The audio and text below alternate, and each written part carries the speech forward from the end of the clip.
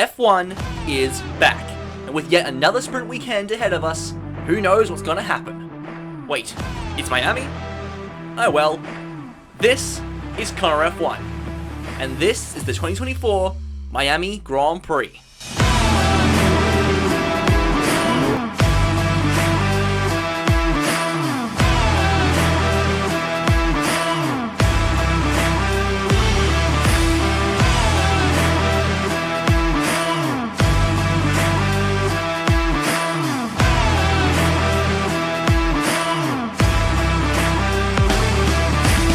After 2 weeks break, we are back with some Formula 1 action, with the first race in the Americas of the Miami Grand Prix. And hopefully, unlike last weekend, we don't have to worry about Lance Stroll forgetting what a brake pedal does. So before we get into it, I'd like to say thank you for 50 subscribers, and at the time of recording, 56 subscribers. So let's hope that we can get to 100 subscribers, and even more than that soon. Let's hope that we can get to 100 subscribers by the end of the month. Also, let's kinda hope that YouTube doesn't take down another one of my review videos. But either way, let's get on with the video. The rumours off track have again begun to rise, with new drivers under the spotlight. Logan Sargent's seat has again been under question, as the American has struggled to match the pace of his teammate Albon, though he hasn't failed to match him in chassis broken this year. Many drivers have been linked to Logan's seat, with Kimi Antonelli of course being linked to the team, because we just needed to hear his name one more time again this year, with Mercedes supposedly asking the FIA if it would be okay for Kimi to race in Formula 1, even though he's still 17 years old. Wow, he's only 17 years old and he's already being questioned for an F1 seat? When I was 17 years old, I had just got my license to drive. But then again, I was still less of a threat to other drivers than Lance Stroll. Mercedes has again been on the hunt for Max Verstappen, and with this time being rumoured that Max and Toto were gonna have a meeting to talk about a new deal for Max to go up to $250 million. Jesus. Toto, I think you need to rethink where you're putting your money. Maybe you should put it into, oh, I don't know, the shitbox of a car that you have so far this year? But the rumours of Max leaving Red Bull have again gained some more weight, with it finally being revealed that Adrian Newey will officially be leaving Red Bull in early 2025. Though every YouTube channel has already made a video about it, so for once, F1 is actually late to the party on this. VCarb must have had its own party, as the delivery designers must have gotten drunk and thought it'd be a fun idea to just throw paint all over the car. But at least it's not as much of a letdown as the Ferrari livery, which, just like the team strategists, failed to meet expectations. So onto the action on track, with FP1 again being the only sessions the team have before sprint qualifying. Some of the teams thought that this would be a perfect time to upgrade their cars. Aston Martin, McLaren and Mercedes all have upgrades, with Hamilton showing just how good the Silver Arrows upgrades were by going off under the bridge. But, in all fairness, these corners are probably the worst thing to come out of the sport since Jacques Villeneuve had an opinion. The new front wing on the McLaren cars had both drivers struggling with the front end, with both cars feeling heavy on the front end, a sign to come it seems. The drivers were going off every which way, Sargent trying to lose his seat, Tsunoda forgot how to slow down his V-carb, and even Supermax found himself going off at the second to last corner. And also tried the Leclerc line for turn 7, but decided against it as Leclerc decided to do it himself. Whatever the reason, Leclerc found himself backwards at the exit of turn 16, with his own Ferrari engine deciding not to engine anymore. Leclerc was forced to end his session early, but not before making every Team LH fan mad by parking it sideways on the track and blocking Hamilton. So on to sprint qualifying, where we already start off with Bottas embracing his inner Stroll by not using his mirrors and blocking Piastri on a lap with the two making contact. This meant that Bottas would get a 3-place penalty for the sprint, though it really didn't matter as he was knocked out in SQ1, along with his teammate Zhou, Gasly not doing well as Alpine as usual, and both Williams, with Sargent ahead of Albon, but only because Albon took the Hamilton line under the bridge, losing his lap time, but he wouldn't have gotten out of SQ1 anyway. SQ2 was a bit more of a normal event, with the cars still sliding around the track, but with the usual cars in the top 10, but with the Mercedes in the knockout zone. Toto Wolff was probably breaking the next table he sees, as both Silver Arrows were knocked out in SQ2, alongside K-Mag, not repeating last year's heroics, Ocon and Tsunoda. Daniel fans are eating good as of late, well, if we forget that Stroll exists, onto SQ3, where the commentators for the highlight reel were waking off Max Verstappen's lap for pole. Yeah, I'm not putting any suspense to this, it was inevitable. So we were all looking at the fight for P2 on the grid, with Perez setting a quite close lap time to Max's time. The McLarens must have forgotten that their car had pace, as Norris only had the pace for P6 at the line, and would eventually drop down to P9 by the end of the session, as Charles Leclerc finally got a quali lap in around this track, and was able to split the Red Bulls. Oh, and if you remember who I named in the knockouts, Ricciardo had got himself into SQ3. Both McLarens, both Astons, and Sainz weren't able to beat him to P4 on the grid, with only 2/10 off of Perez's time in a V-carb. Guess Perez will have to finally start sweating about that seat. Oh, also, Stroll finished ahead of Alonso. Yeah, no joke. I don't know how the inbred did it, but he did. Only by 400ths, but still. How?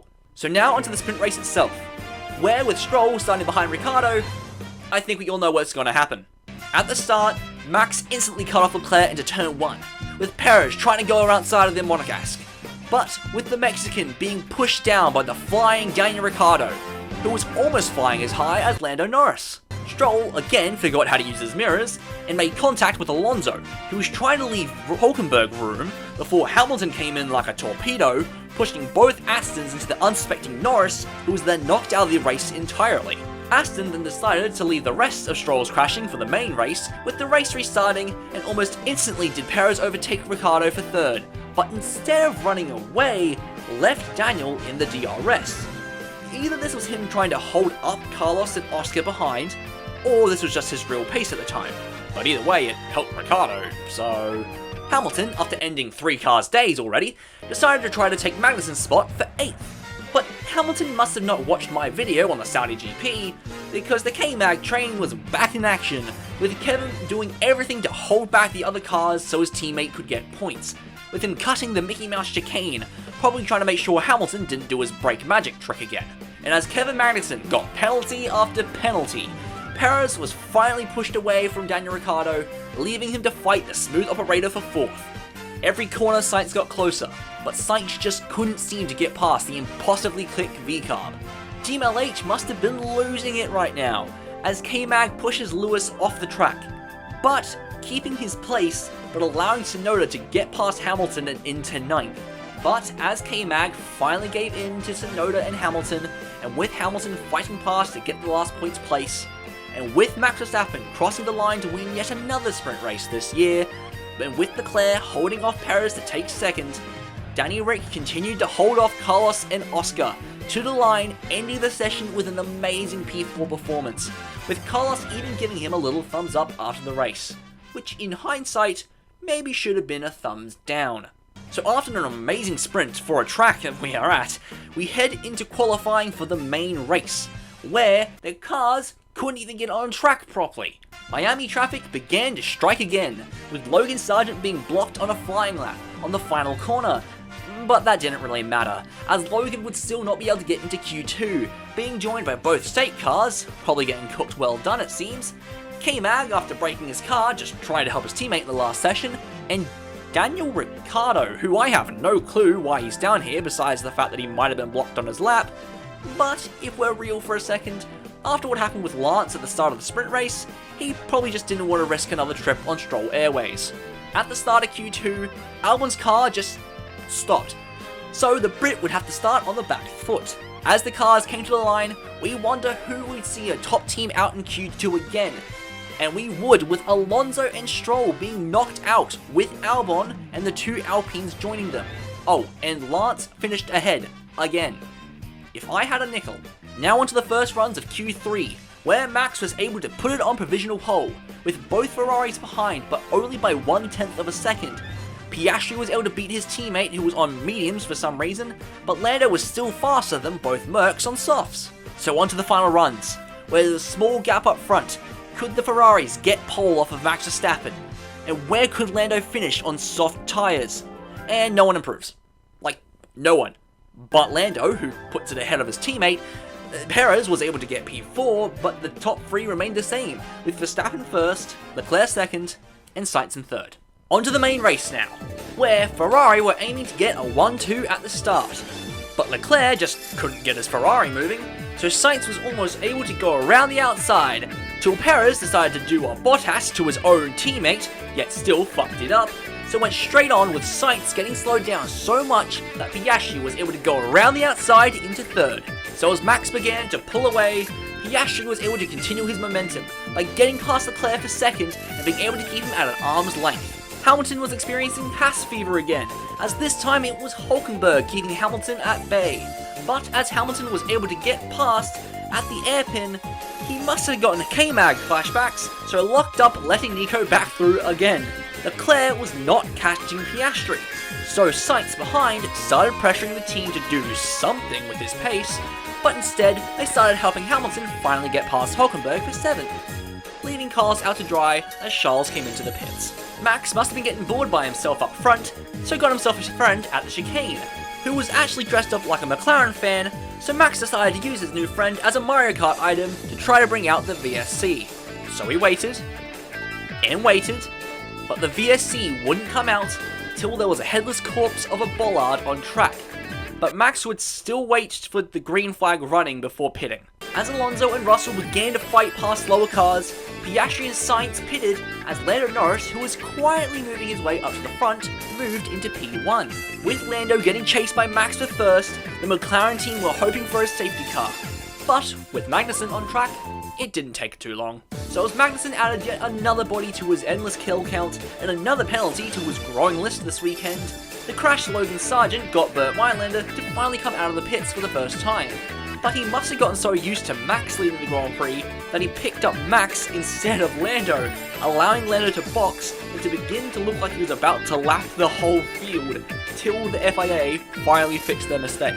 At the restart, Lando almost bottled it, with Max getting alongside before having the door closed on him. The other McLaren then found itself in a fight for its life, with Oscar and Sainz pushing and shoving each other to find out who's the better Norris teammate, till Sainz got sick of seeing another orange car ahead of him and folded Piastri's front wing to wave goodbye to his chances of points.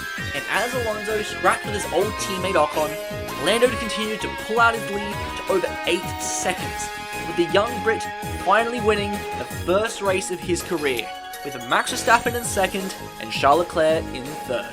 So that was the Miami Grand Prix. Not the best one in terms of racing, but definitely one of the best in terms of the feels. Please make sure to like and subscribe so you never miss a video. I've been Connor, signing off.